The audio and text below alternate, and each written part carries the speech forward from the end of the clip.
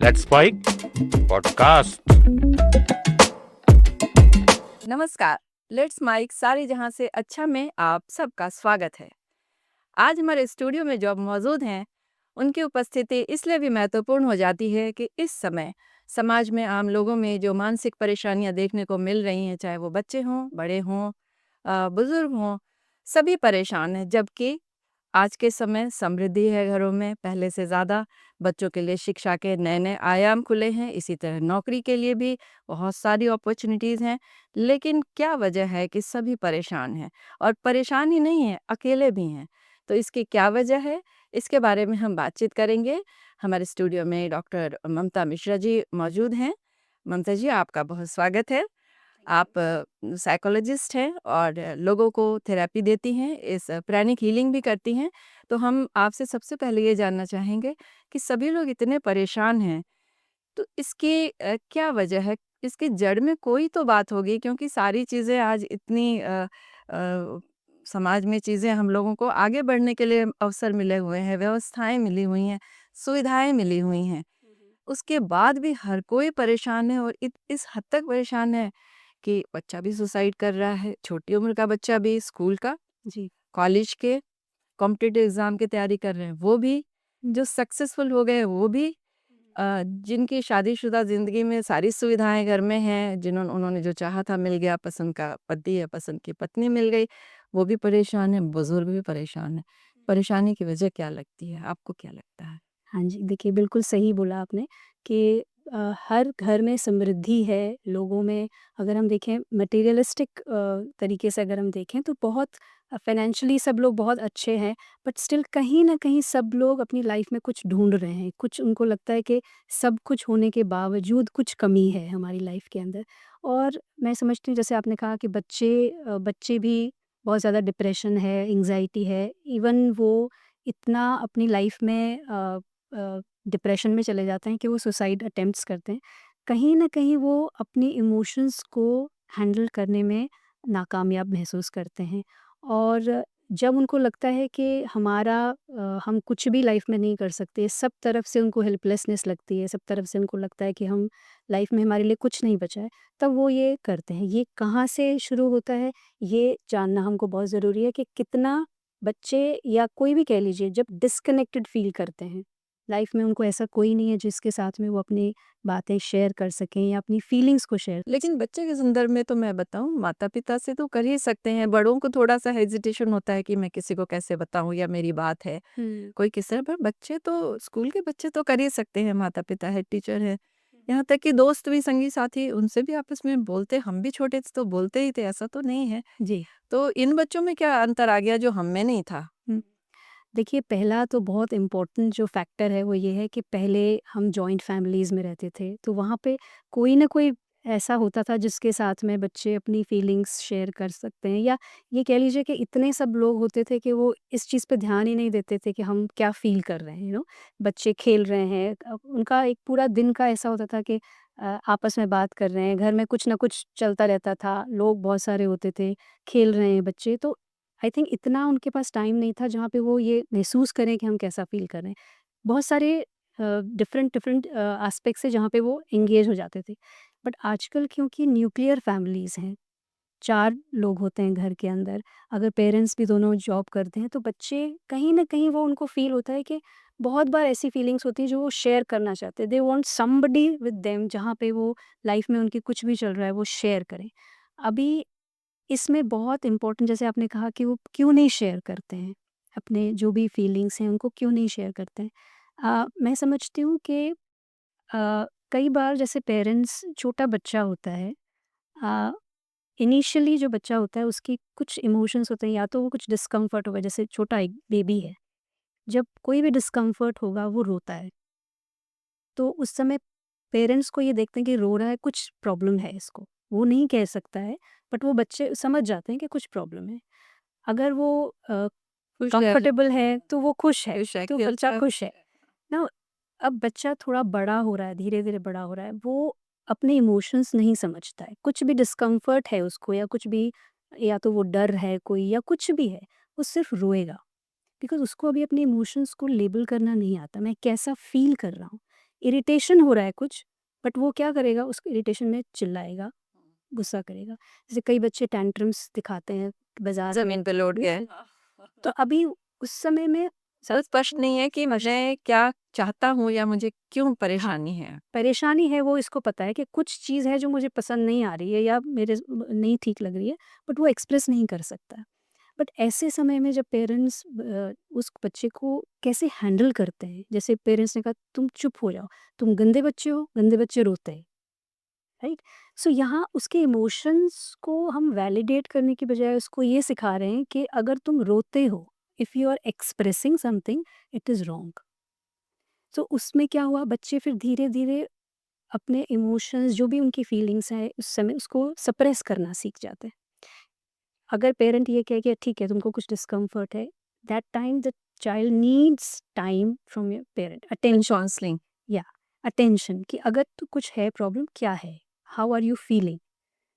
But जैसे मैंने कहा कि हम एक लेबल कर देते हैं कि ये करना गलत है, ये करना सही नहीं है, तो वो चीज़ें धीरे धीरे ये होता है कि क्योंकि मुझे पेरेंट्स के लिए अच्छा बच्चा बनना है, अच्छा बच्चा बनूंगा तो मुझे अपने इमोशंस जो भी मेरा एंगर है वो मुझे एक्सप्रेस नहीं करना है, मुझे वो सप्रेस करना है। तो वो अच्छा बच्चा बनने के लिए वो धीरे धीरे अपने जो भी, because I think emotions is a part of human life. आपके इमोशंस, सभी इमोशंस इंपॉर्टेंट होते हैं, बट आप उसको कैसे एक्सप्रेस कर रहे हो, that makes all the difference. तो जब हम बच्चे को ये सिखा रहे हैं कि ये इमोशन एक्सप्रेस करना है, ये नहीं करना है, ये अच्छा इमोशन है, ये गलत इमोशन है, तो वो एक इसी स्टेज में, तरीके हाँ, से जाकर वो और फिर अच्छी एक चीज स्टेज पे आके, सिखाता है। या जैसे आपने बोला कि बच्चे क्यों नहीं शेयर करते हैं, तो वो क्योंकि बच्चों के अंदर ये कॉन्फिडेंस नहीं होता है कि अगर ये चीज़ मैं अपने पेरेंट्स को बोलूँगा तो उनका रिएक्शन क्या होगा। सो इसलिए पेरेंट्स की एक बहुत बड़ी रिस्पॉन्सिबिलिटी ये है कि आप जो भी है, जो भी इमोशन बच्चा दे रहा है या जो भी वो फील कर रहा है, उसको एनकरेज करें या उसके साथ रहें या उसको एक चीज़ कहें कि ठीक है, जो भी तुम फील कर रहे हो express it, and they are there to listen to it, that is more important. लेकिन ये चीज़ जब बड़ों में दिखती है, जी। दो बिल्कुल जो बड़े लोग हैं, बालिग हैं, 17-18 से ऊपर के हैं, उनके उनमें ये क्यों दिखती है? छोटे बच्चे का तो समझ गए कि वो खुद को पकड़ ही नहीं पा रहा है कि मुझे क्या परेशानी। पर 17-18 के बाद या हमारे जैसे उम्र के लोगों को ये तो समझ में आ जाता है ना कि परेशानी क्या है। तो हम उसके ऊपर या वो उसके ऊपर क्यों नहीं सोचते हैं, काम करते हैं? वो क्यों डिप्रेशन में जाते हैं या सुसाइड कर लेते हैं? सारी सक्सेस के होते हुए भी क्यों सुसाइड करते हैं? हाँ, जैसे वो एक, जैसे मैंने कहा कि आपका जिस तरह का पैटर्न बचपन में बनता है या जो एनवायरनमेंट आपको मिलता है उसमें, जो चीज़ आप, क्योंकि 7 इयर्स का तक की जो उम्र होती है, वो उम्र होती है जहाँ पे आपकी लर्निंग होती है। आप समझते हो कि आप क्या हो, ना how important you are as a person. But जब हम उस उम्र में ये सीख जाते हैं कि मुझे मेरे पेरेंट्स खुश रहने चाहिए उससे, या हम एज अ पेरेंट्स भी कहते हैं ना, सब लोग, चार लोग तुम्हारी तारीफ करने चाहिए, एक ये एक हम बच्चे को सिखाते हैं कि भाई पीपल शुड अप्रिशिएट यू। सो वो एक बिलीफ सिस्टम बन जाता है हमारा, एक पैटर्न बन जाता है हमारा कि अ, जैसे आपने पूछा एडल्ट्स जो हैं, बच्चे जो या टीनेज में भी होते हैं, तो वो क्योंकि वो बॉन्डिंग बनी ही नहीं, वो कनेक्शन बना ही नहीं, और जो भी बचपन में आपने सीख लिया या जहाँ आपने सीख लिया कि ये सही है या गलत है, ये मुझे ऐसे नहीं करना है, मुझे ऐसे नहीं करना है, अगर मैंने अपने इमोशंस या अपने आप को एक्सप्रेस किया तो आई विल बी डिसअप्रूव्ड। आप सेल्फ जजमेंट करने लग जाते हो। और इसमें मैं देखती हूँ कि ज़्यादातर जो सुसाइड करते हैं, चाहे बच्चे हैं, स्कूल गोइंग बच्चे हैं, टीनेज के बच्चे हैं या जो बड़े हैं, जिन्होंने अभी 2-4 साल, 5 साल, 7 साल पहले शादी की है, उनके भी। वो खुद को ही ब्लेम करके सुसाइड जी, करते हैं। जी, बिल्कुल। और अगर उनकी लाइफ को झाँके, तो अब तक वो बहुत अच्छे थे। मतलब जहाँ भी काम कर रहे थे या जो भी उनका अब तक का परफ़ॉर्मेंस था स्कूल में, अपने ऑफ़िस में, वो बहुत अच्छा था। इसके बाद भी वो खुद को ही ब्लेम करते हैं क्योंकि कुछ जगह पे वो अपने आप को कमतर पाते हैं या उन चीज़ों से वो जीत नहीं पाते। और वो लड़ाई भी वो बहुत प्रॉपर तरीके से लड़ते हैं कि मैं वायलेंट होकर ना लड़ूँ, या स्कूल का, कॉलेज का बच्चा तो ये नहीं कि मैं मार-पीट कर लूँ, छुरा-चाकू चला दूँ, जो बच्चे आजकल हुँ, लेके भी रखते हैं साथ जी, में। जी। तो अच्छा होते भी वो एकदम खुद को ब्लेम करते हैं और वो चले जाते हैं, जी, सुसाइड कर लेते हैं। बिल्कुल, बिल्कुल। तो इस टेंडेंसी से क्यों, मतलब ऐसी आती क्यों है टेंडेंसी? क्या लड़ने की क्षमता खत्म हो जाती है, या उनके आसपास कोई हेल्पिंग हैंड्स होते ही नहीं है, या इस चीज़ को डेवलप होने से कैसे रोक सकते हैं जी के अंदर? जी, बिल्कुल, जैसे आपने बोला कि सेल्फ जजमेंट मतलब जहाँ हमने लेबल कर दिया ये अच्छा है, ये बुरा है, वहाँ पे वो प्रॉब्लम शुरू हो जाती है। बहुत ज़रूरी है कि हम अपने इमोशंस को रेगुलेट करना सीखें। अगर गुस्सा है या कुछ भी है, फीलिंग ऑफ गिल्ट है या कुछ भी है, अगर हम अवेयर हैं, पहला बहुत इम्पोर्टेंट चीज़ है कि अपने इमोशन को जानना। हाउ मैं कैसा फ़ील कर रहा हूँ? जैसे इमोशनल रेगुलेशन हम क हर इमोशन है, हाँ, लेकिन कितना वो एक लेवल तक वो सेफ है मतलब हाँ, अगर आप एंगर है मान लीजिए हम एंगर अगर लेते हैं एंगर इज़ रिक्वायर्ड बिकॉज़ आपको एक अपनी बाउंड्री बनाना भी बहुत ज़रूरी है। अगर कोई आपको फॉर ग्रांटेड ले रहा है एंड आप अगर कुछ भी उसको नहीं करें तो इट इज़ अगेन आपके लिए भी वो नुकसानदायक है। तो एक ऐसा चीज़ है जहाँ पे आपको ये एक्सप्रेस करना ज़रूरी है कि भई इससे आगे आप मैं आपको अलाउ नहीं करूँगा। बट अगर वो एंगर रेज में बदल जाए अगर बहुत ज़्यादा एग्रेसिव हो जाए तो देन इट बिकम्स हार्मफुल। वो अगर आपकी लाइफ कोई भी इमोशन अगर आपकी लाइफ को के फंक्शन को अफेक्ट कर रहा है तो वहाँ पे आपको it is an alarming situation right. So emotions को एक मैनेज करना भी बहुत इंपॉर्टेंट है कि आपको अगर है तो आप उसको कैसे मैनेज करें। लेकिन ये तो हुए दूसरे के लिए हार्मफुल होने की बात, या आप एकदम चिढ़ गए, गुस्सा हो गए, हो सकता है उसके बाद आप मार भी दें उसको। कई बार क्या होता है, हम अपना जो गुस्सा है ना, जी इसी तरह निकालते हैं, चिढ़ है, मार पीट लेते हैं, उसके बाद लगता है कि हाँ ठीक है, अब मेरा शांत हो गया मन। लेकिन वो क्या बात होती है कि सुसाइड कर लिया कि नहीं, ये चीज़ तो मुझसे हो नहीं सकता, अब मैं इससे जीत नहीं सकता। ये जो समस्या है इसमें मैं अब कुछ नहीं कर सकता, मैंने हाथ खड़े कर दिया और अब मेरा तो मर जाना ही ज़्यादा ठीक है।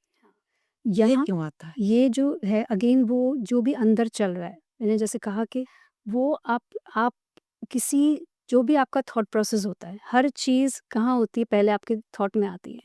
अगर आपके थॉट्स ये हैं कि मेरे पास अब इसका कोई सोल्यूशन नहीं है या मैं हेल्पलेसनेस जब फील होती है तो वहाँ पे उसको लगता है उसका जो ये चॉइस होती है कि ठीक है अभी this is the only thing I have to do.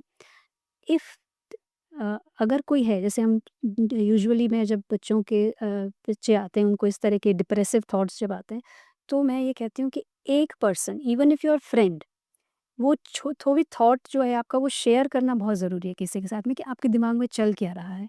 At least आपको एक दूसरा पर्सपेक्टिव मिलता है देखने के लिए क्योंकि जब आप अपने बारे में ही सोच रहे हैं आपको लग रहा है कि वो जो मैं थॉट है जो जिस समय वो थॉट आ रहा है आपका कि अब लाइफ में कुछ भी नहीं बचा है that is the time when you need some help. और ये बहुत ज़रूरी है कि आपको अपने लिए ये जब आपको लगता है कि मेरे पास इस चीज़ का कोई सल्यूशन नहीं है you should go to somebody. अगर आपको लगता है घर में नहीं तो at least go to a professional. But वो स्टेप बहुत ज़रूरी होता है कि आपने अपने लिए क्या चूज़ किया राइट। आई अंडरस्टैंड कि जब इस तरह के थॉट प्रोसेस होते हैं कि जब आप बिल्कुल हेल्पलेस आपके दिमाग में ये चीज़ आती भी नहीं कि I need help at that time. But again वही है कि आपने वहाँ यू नो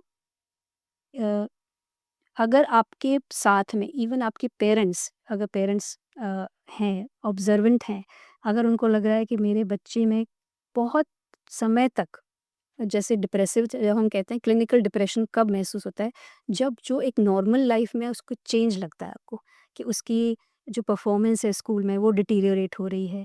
जिस चीज़ से वो पहले इंजॉय कर हाँ इंजॉय करता था जिसको वो पहले जो भी है वो अब नहीं कर पा रहा है अकेले रहना पसंद कर रहा है। तो ये जब पेरेंट्स को ये चीज़ें दिखती हैं कि ये बहुत लंबे समय तक ये चल रहा है then it is an alarming situation. लेकिन मुझे ऐसा लग रहा है ना कि इस समय पेरेंट्स के पास इतना यस। समय नहीं है।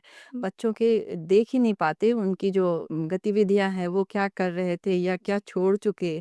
कमरा बंद है, बच्चे कमरे बंद करके, आजकल मोस्टली अभी तो ठंड है लेकिन गर्मी में एसी रहता है तो कमरे बंद रहते हैं। तो बच्चे अपने कमरे में, अब हम लोगों के टाइम पे तो 2-3 कमरे होते थे और जॉइंट फैमिली तो दादी इधर है, दादा इधर है, अकेलापन बच्चों को मिलता नहीं था। बिल्कुल। लेकिन इस समय बच्चों का कमरा अलग है, पेरेंट्स का अलग है, अब टीनेज के बच्चे हैं या 7-8 साल के भी हैं, तो अब वो क्या गतिविधि चल रही है उनके मन में, या वो परेशान है, देर रात तक भी नहीं सोए, पता नहीं चल सकता, या कई बार मोबाइल में ही लगे होते हैं। बहुत सारी चीज़ें उनकी डिप्रेशन है, चलो मोबाइल स्क्रॉल करते रहते हैं, और लेकिन मन में कुछ और चल रहा है, मोबाइल स्क्रॉल हो रहा है। और ये बच्चे फिर एक आध दिन बाद पता चलता है उसने सुसाइड कर लिया, या स्कूल में घटना हो जाती है कुछ ऐसी। तो इतना छोटा बच्चा इस तरह से इस कंडीशन तक चला गया, और पेरेंट्स उसको देख ही नहीं पाए। हाँ, बिल्कुल सही आपने कहा। जैसे एक तो हम ऑब्जर्वेंट नहीं रहते, दूसरी चीज़ ये है कि मैंने ये चीज़ भी, बहुत सारे बच्चे जो मेरे पास आते हैं उनको क्या शिकायत रहती है कि जब भी हम अपने पेरेंट्स के साथ बैठते हैं, वो सिर्फ पढ़ाई की बात करते हैं। तो लाइफ में क्या कर रहे हो, तुम्हें कितने, कैसी पढ़ाई चल रही है। लाइफ पढ़ाई के अलावा भी है, आपका main cheese, when will you get the confidence of your child, कि जब वो बच्चा इतना कॉन्फिडेंट कि वो कुछ भी शेयर कर सकता है आपके साथ, तो वो इनिशिएटिव पेरेंट्स को लेना है कि मेरा बच्चा मेरे साथ कंफर्टेबल रहे हर तरह की बात करने के लिए। तो वो जब आप बच्चे को ये कॉन्फिडेंस देते हो कि even if you have done something wrong, you can come back to me, right? ये कब होगा? जब हम एज पेरेंट्स बच्चे को जज नहीं कर रहे हैं, उसके इमोशंस चाहे सही हैं चाहे गलत हैं, हम उसको वैलिडेट कर रहे हैं। आई एम नॉट सेइंग कि हम पैम्पर करें बच्चे को, वो नहीं कह रही हूँ मैं ये सिर्फ कह रही हूँ कि अगर बच्चा कुछ कह रहा है आपको, वो जो बोल रहा है या उसको उसका एंगर है, उस एंगर के पीछे क्या है, we have to see that. और जैसे आपने बोला कि टाइम नहीं, यस इट नीड्स टाइम। तो जैसे अगर कहीं पे भी अगर पेरेंट्स ऑब्जर्वेंट हैं, उनको लग रहा है कि कुछ चीज़ है जो बच्चे में चेंजेस आ रहे हैं, उसके बिहेवियर में चेंजेस आ रहे हैं, इरिटेट हो रहा है या अलूफ रहना पसंद कर रहा है, कुछ जहाँ पे ये हाँ, थोड़ा सा अलार्मिंग है, तो वो बच्चे, आप थोड़े से ऑब्जर्वेंट रहेंगे तो बहुत सारी चीज़ें आपको, फिर आप मौका दीजिए बच्चे को या उसके साथ बैठिए। ज़रूरी नहीं कि आप उसके साथ ऐसी सिचुएशन में आप टाइम देना चाहेंगे तो बच्चे शायद वो अलाउ नहीं करें आपको, they want to go, but still आप उनके साथ रहेंगे, उनको, आपके अगर नज़र में है तो कहीं न कहीं आप एक स्टेप ले सकते हैं, and that will, I think, change the thought process of the child, but again time is needed for that. आजकल लिव इन रिलेशन बहुत ज़्यादा देखने को मिल रहा है। इसके पीछे आपको क्या कारण लगता है? एक तो यूथ को आज़ादी मिल गई है, वो अलग चीज़ है, लेकिन अगर इन बच्चों से किसी से बात करिए ना, तो उनका घर से कनेक्शन नहीं होता है। एक ये चीज़ भी दिखता है, अब तो जॉइंट फैमिली नहीं है, इसलिए दादी-नानी और बुआ, चाची-मौसी ये तो है नहीं घर में।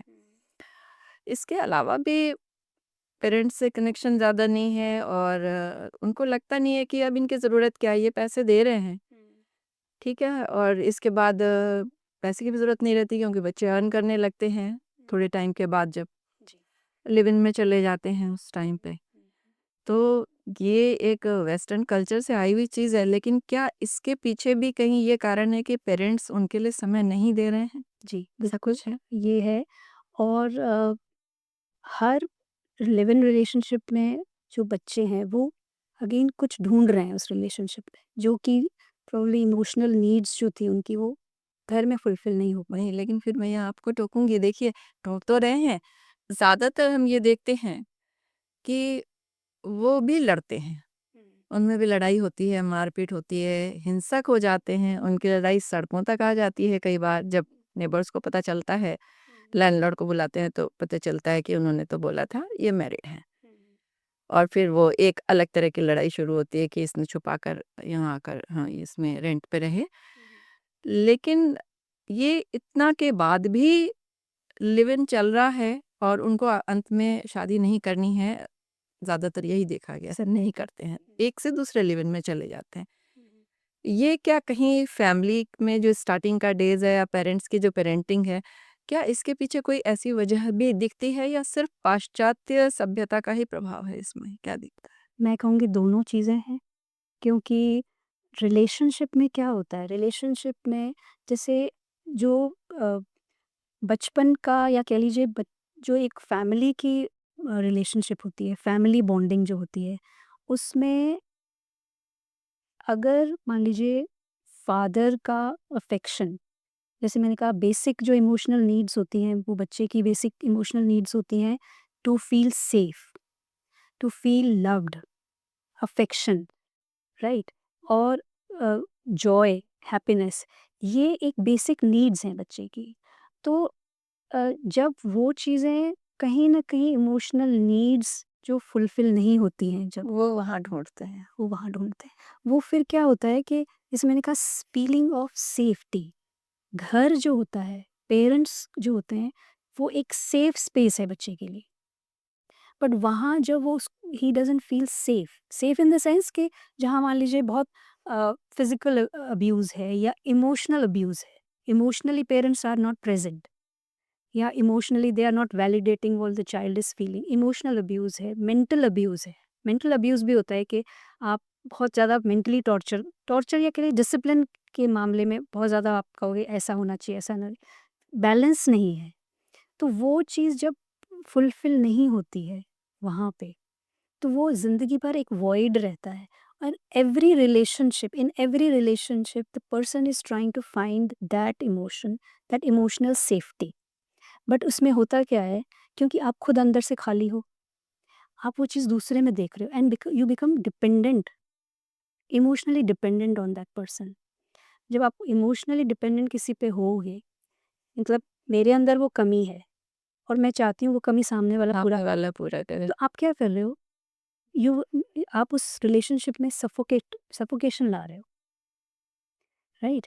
दूसरे आदमी को कंट्रोल करने की कोशिश कर रहे हो कि because I am feeling empty you have to fulfill that. That. So एक समय में आके फिर वो चीज़ जो होती है वो एक टग ऑफ वॉर हो जाती है। And at one point you feel कि जो मैं चाह रहा हूँ या चाह रही हूँ इस रिलेशन, मुझे नहीं मिल रहा है इस पर्सन से, एंड यू फील लाइक बस वो स्विच कर जाता है। तो हम क्या कर रहे हैं, जब हम बाहर की तरफ फोकस करते हैं सिचुएशंस पे, लोगों पे, कि ये चीज़ें हम फुलफिल करें, we always feel like a victim, we feel helpless because मुझे उस पर्सन से चाहिए वो चीज़ जो मेरे अंदर नहीं है।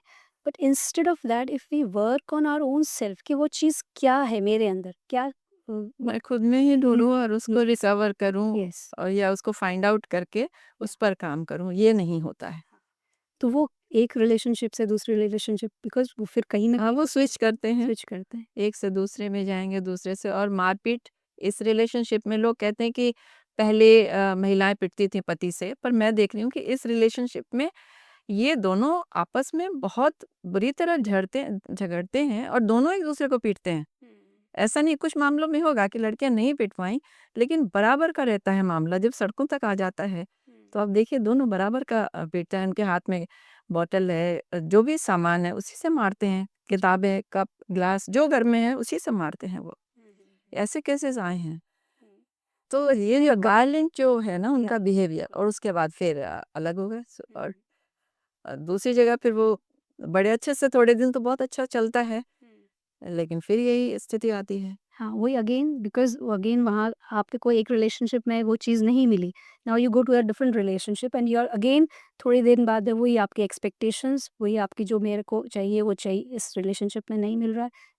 बट अगेन जब तक आप अपने ऊपर काम नहीं करेंगे you will keep going to different places, that is it. और ये आपके लिए ज़्यादा नुकसानदायक है या बिल्कुल। क्योंकि आप प्रॉब्लम आपके साथ है, कमी आपके अंदर है, आप दूसरों में ढूँढ रहे हैं और दूसरों से एक्सपेक्ट कर रहे हैं। तो ये चीज़ आगे चल के शादीशुदा ज़िंदगी में भी ये चीज़ परेशानी देगी। जी। क्या आपके पास कोई ऐसे केस आए हैं जिसमें कि शादीशुदा ज़िंदगी है, काफ़ी टाइम से अच्छे से रह रहे हैं, अच्छे से कई बार क्या होता है चीज़ें ऊपर से अच्छा-अच्छा दिखता है दिखती हैं, लेकिन अंदर से बहुत चीज़ें ऐसा लग रहा है कि बस मैनेज करके चल रहे हैं। बिल्कुल। लेकिन वो एक टाइम के बाद मैनेज नहीं होता है। बिल्कुल। तो क्या ऐसे कोई केसेस आपके पास आए? जी, मेरे पास एक केस अभी भी है मेरे पास, मतलब काफ़ी टाइम हो गया but now there is a lot of difference in her. तो एक मेरे पास लेडी आई थी, साल भर हो गया उनकी मैं कर रही हूँ थेरेपी।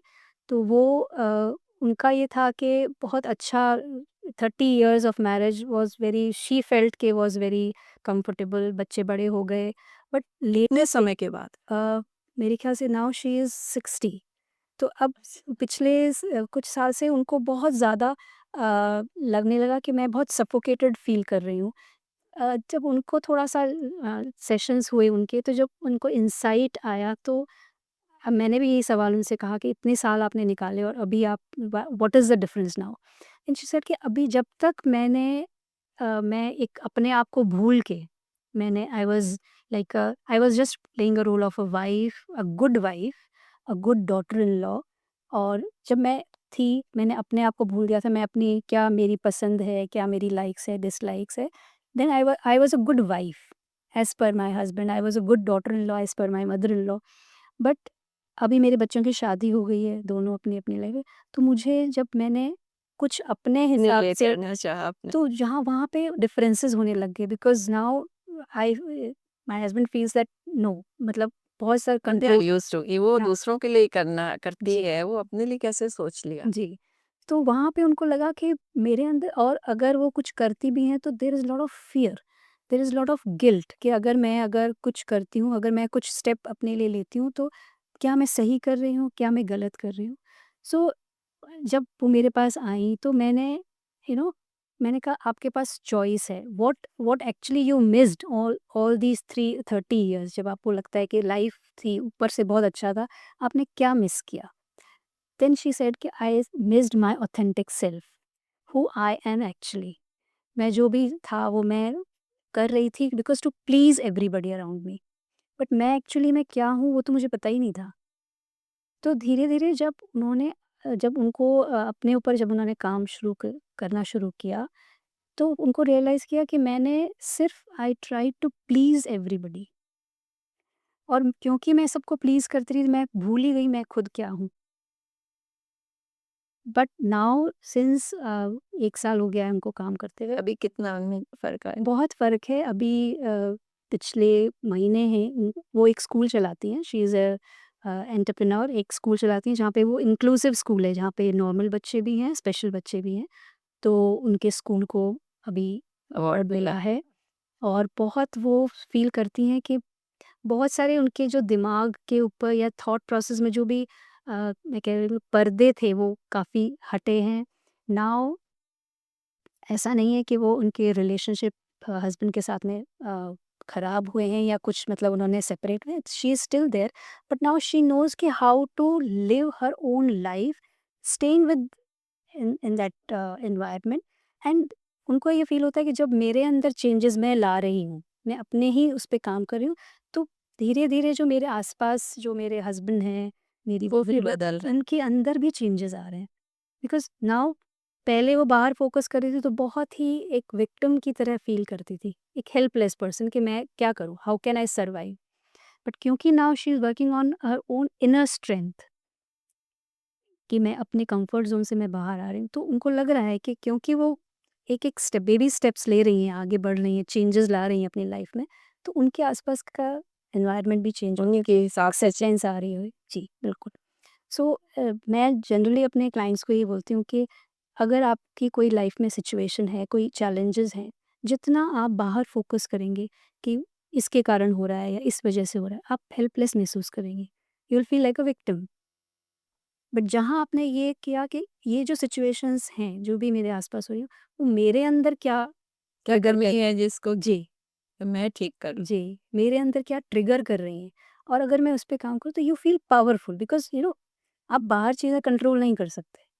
ना आप सिचुएशंस कंट्रोल कर सकते हैं, ना आप लोग क्या सोच रहे हैं वो कंट्रोल कर सकते हैं। बट येस, आपको रिस्पॉन्ड कैसे करना है वो डेफ़िनिटली आपके हाथ में है।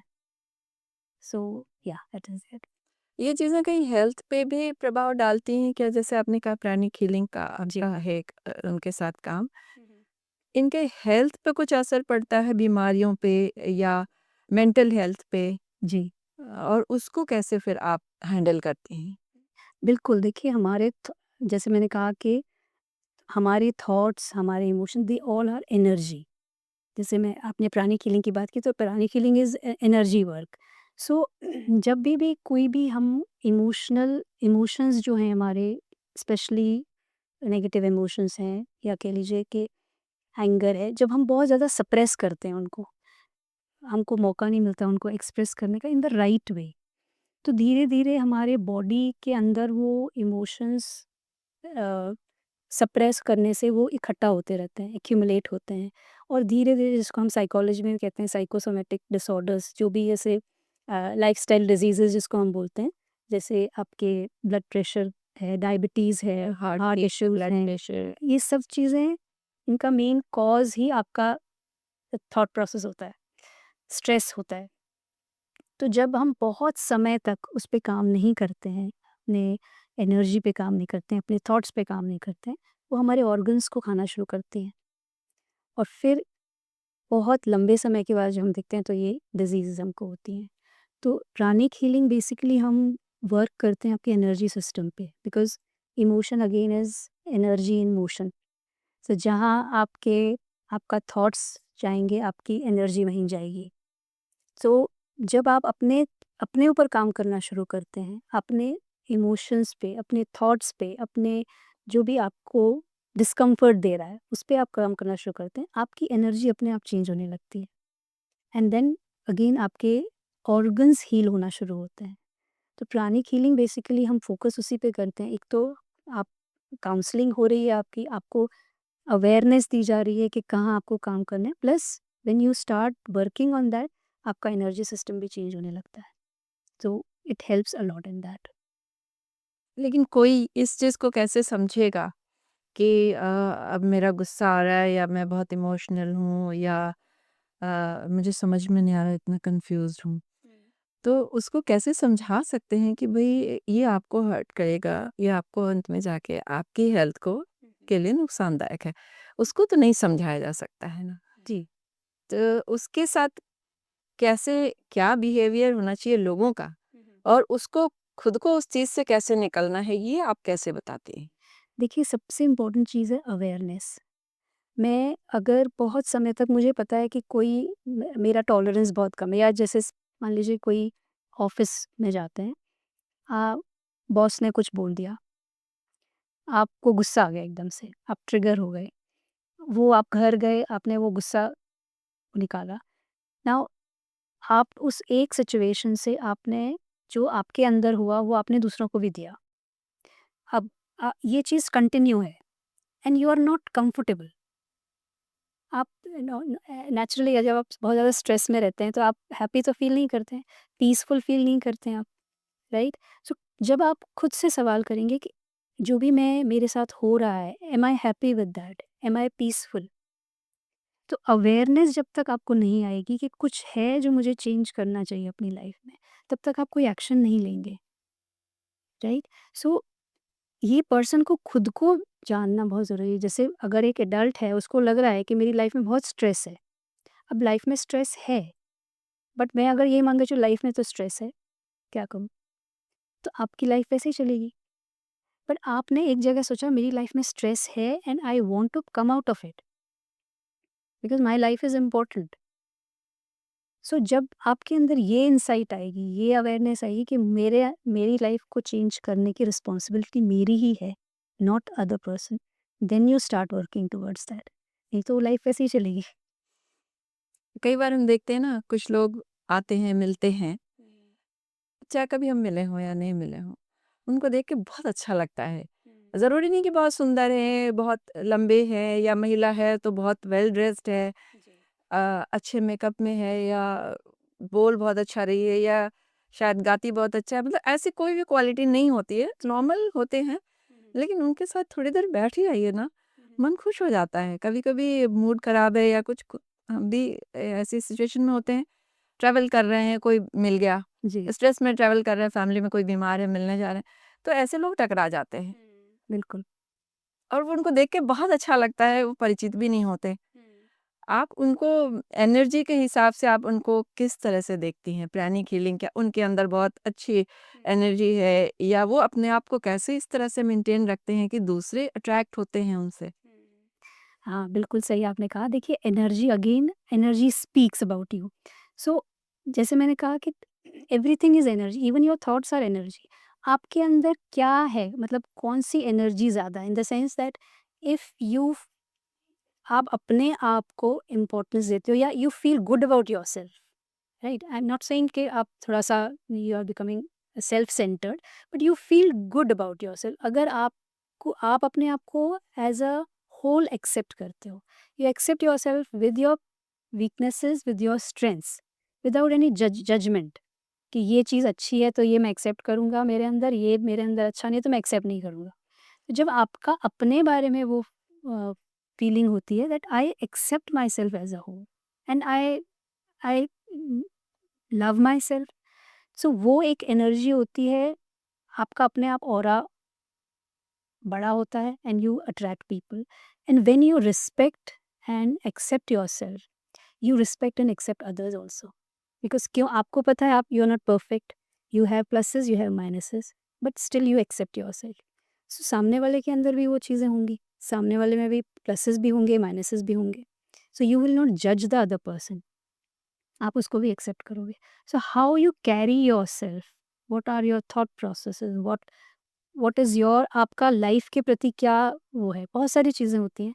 सो डेफिनेटली वो आपके एनर्जी में यानी ऐसे लोगों को देख के लगता है कि इनकी ज़िंदगी तो बहुत अच्छी है, इनके पास सब कुछ है, ये अपना बड़े खुशहाल हैं, जी, बढ़िया है, सारी परेशानी तो हमारे पास ही है। हाँ, बिल्कुल, बिल्कुल सही बात है। बट आई थिंक परेशानी हर इंसान की लाइफ में होती है। आप उस परेशानी को कैसे, उसको आपके ऊपर हावी होने देते हो या आप उसको मैनेज करते हो, that makes a difference, that is a thing. I think mainly यही है कि मैं समझती हूँ कि लाइफ इज़, आप उसको क्या मीनिंग देते हो। बहुत सारे लोगों के लिए लाइफ इज़ लाइक ना, भी क्या है लाइफ में, कुछ नहीं है, परेशानियाँ ही परेशानियाँ हैं। बट अगर हम ये देखें कि कोई भी लाइफ में रीज़न, कोई भी चेंजेस आ रहे हैं या कोई भी चीज़ हो रही है, चैलेंजेस भी आ रहे हैं, वो आपको कुछ सिखाने के लिए आ रहे हैं, राइट? आप कितना ग्रो करते हो, उन चैलेंजेस को एज अ चैलेंज लेते हो, अपने ब्लॉकेजेस लेते हो, हर्डल्स लेते हो कि ये तो रुकावट है मेरी लाइफ में, या आप लेते हो ये एक अपॉर्चुनिटी है कि इससे इससे निकलने के बाद मेरे अंदर कोई चेंज आएगा, कोई पॉजिटिव चेंज आएगा। तो वो आई थिंक अगर हम ये पर्सपेक्टिव से अपनी लाइफ जीते हैं, मैं बच्चों को भी जो भी जिनके जो मतलब they feel depress, they feel, I think it is just a matter of your perception. किसी की लाइफ में भी ऐसी कोई भी, मेरे ख्याल से आप अगर अंबानीज़ के पास भी जाएँगे तो they also have some problem in their life, right? But अगर हम ये सोचें कि ठीक है प्रॉब्लम है, थोड़ी देर के लिए, थोड़े समय के लिए हम डिस्टर्ब होते हैं। मैं ये नहीं कहूँगी कि सब आराम से निकल जाते हैं, डिस्टर्बेंस होता है, बट अगर हम ये मान के चलें कि एवरीथिंग इज़ टेम्परेरी, कुछ समय के लिए है, और उस समय हमारा इनर स्ट्रेंथ टेस्ट होता है कि हम इससे पार कर सकते हैं या नहीं कर सकते। Definitely you need some help at that time. आप अकेले, कई बार ऐसा होता है कि आप अकेले नहीं कर सकते, you need help definitely. But ये मान के चलिए कि वो टाइम बहुत थोड़े समय के लिए है, और वो निकलने के बाद जब आप पीछे मुड़ के देखेंगे तो you will feel you have gained something, you have learn something from this experience. वो बिना एक आपको कुछ सिखाए कोई नहीं जाएगा। तो ये अगर हम हर चैलेंज को इस तरह से फेस करेंगे तो हम थोड़े टाइम के लिए डिसअपॉइंट होंगे, बट हम हारेंगे नहीं, हम आगे बढ़ते जाएंगे। तो ये मैं सभी जो यंगस्टर्स हैं इवन, उनको ये बात ज़रूर कहना चाहूँगी कि change your perspective towards the difficulties in your life. सच में बहुत अच्छी बात की है डॉक्टर ममता मिश्रा जी आपने। और मुझे लग रहा है कि आगे जो लोग परेशान हैं उनके आसपास आप और आप जैसे लोग हों, जी, तो वो कभी भी इस परेशानी को इस तरह नहीं लेंगे कि मैं किसी काम का नहीं, हमें किसी काम की नहीं, या मुझे क्या मतलब है जीने से, अब ये दुनिया मेरे लिए नहीं है। ऐसी विचारधारा नहीं आएगी। और एक टर्म आपने दिया, एनर्जी इन मोशन, जी, दैट इज़ इमोशन। जी, तो सच में ये टर्म ऐसा है कि हमारे जो इमोशंस हैं हम लोगों के मन में, उनको जब इमोशंस को सही दिशा में ले जाएं, जो एनर्जी है वो अगर सही दिशा में जाएगी तो वो अपने आप पर काम करेगी और अपनी कमियों को ढूंढेगी, हमारा ट्रिगर पॉइंट क्या है, हम कैसे उसको ठीक करें और हम कैसे आगे के कदम उठाएं। क्योंकि यही वो चीज़ है जो हमें दूसरों से अलग करती है। हम दूसरों से अपेक्षा करते हैं कि वो हमारी कमियों को ठीक करें या वो हमारी कमियों के साथ चलें। लेकिन जब तक हम अपने अंदर नहीं झाँकेंगे कि हमारे साथ क्या प्रॉब्लम है, हम कहाँ पर समस्या में आ रहे हैं, जब तक हम इस पर काम नहीं करेंगे, बाहर की चीज़ें कभी भी नहीं बदलेंगी।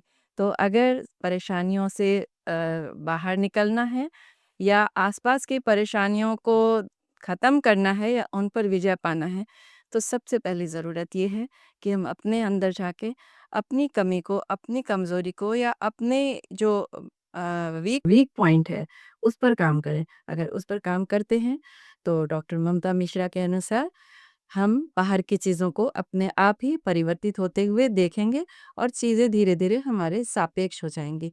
डॉक्टर साहब आपने बहुत अच्छी बात की और हम चाहेंगे कि हमारे पास कोई सवाल आते हैं इससे जुड़े हुए, तो हम आपको दोबारा भी बुलाएँगे, कष्ट देंगे, आप आएँगे और सबके सवालों का जवाब देंगे। आपका बहुत आभार। नमस्कार। Thank you so much. आप सुन रहे थे let's mike more than radio. Follow कीजिए हमें हमारे सोशल मीडिया प्लेटफॉर्म्स पर